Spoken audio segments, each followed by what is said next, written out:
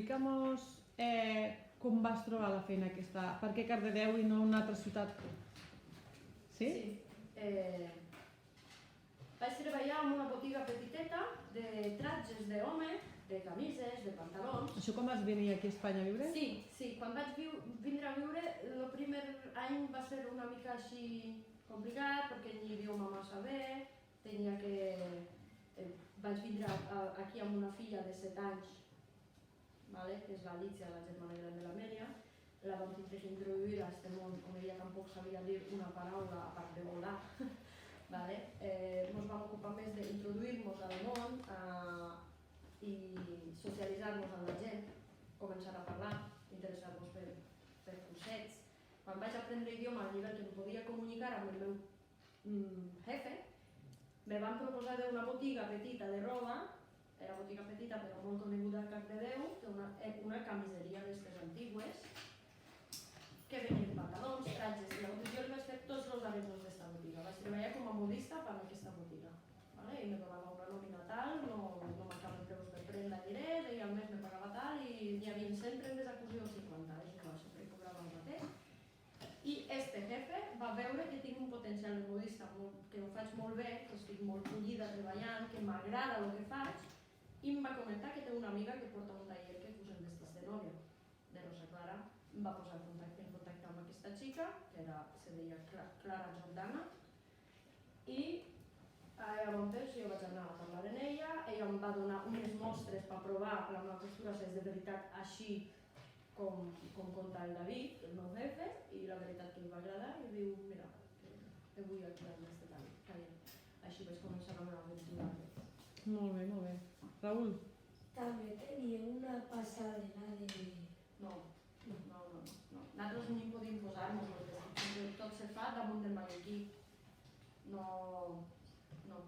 puc creure. Portes alguna foto més? No, de vestits sencers, és que he rebuscat i he perdut moltes coses durant la mudança. Bueno, clar, és normal. Sí, els papers que he pogut trobar, ahí tinc borradors de les meves factures, albarans, que per exemple, o també, quan ella me portava feina, o jo anava a buscar-la, perquè això segons el dia, això ja parlem dels temps d'un any que vaig ser autònoma. Jo vaig fugir a casa pròpia. Vaig fer... Explica'm la diferència entre ser autònom i no ser autònom. Claro. Perquè si no saben el que és això. Quan no eres autònom tens un jefe.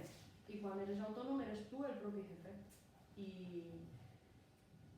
quan jo no era autònoma, agafava el cotxe o la bici i anava a treballar al taller de costura. Ahí entrava, feia les meves 8 hores i cobrava la nòmina a la cuina bancària.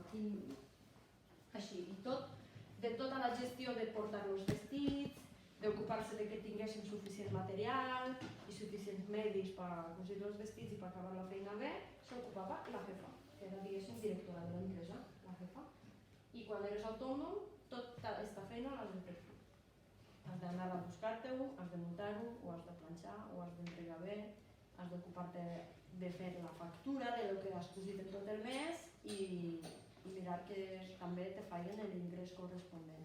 Aquí teniu que tinc factures, per exemple, de 900 euros que vaig guanyar un mes, aquí 700, això ja anava, era el pico bajón, que quan vaig arribar als 400, aquí 700, que són corredors, aquí 600, aquí 590 i aquí 642, 740 que serà còpia d'alguna d'aquestes. I l'última va ser el gener del 2014, 400 euros, vaig dir.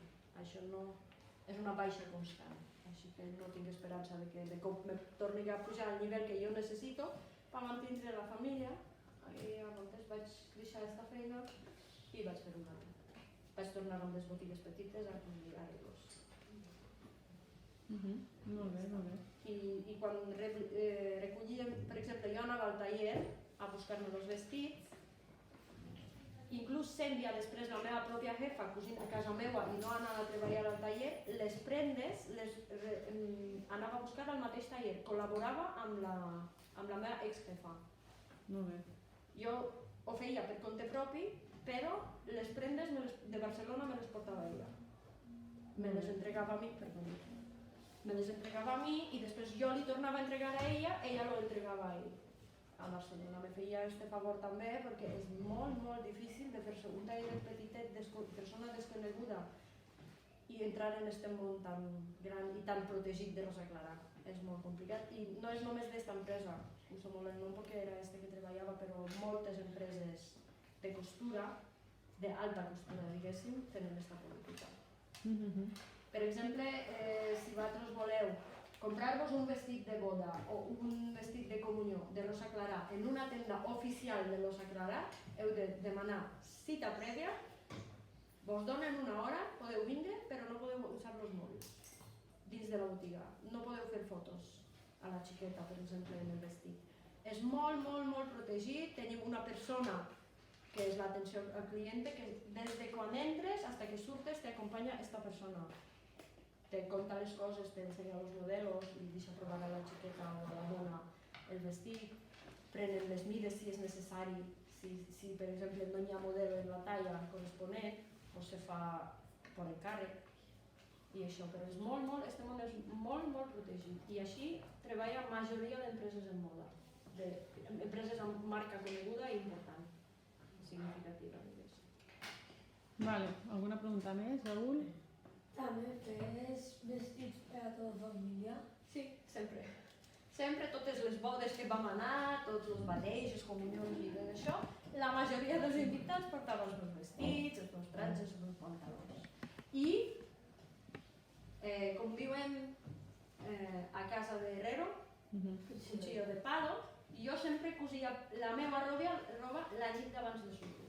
Si anàvem a la boda a les 11 del matí, jo encara a les 8 ahir estava acabant els meus pantalons perquè sempre m'importava més tindre content i tot el món i jo deia, em posaré el vestit de l'any passat. Me dona igual, que ma mare sempre me clamava a dir, tu, modista, ja eres així, que ja ho coneixem tots, hauries d'anar tu lluint, però m'importava molt que la gent estigui contenta, que em diguessin, ui, que bé me senta, que me sento...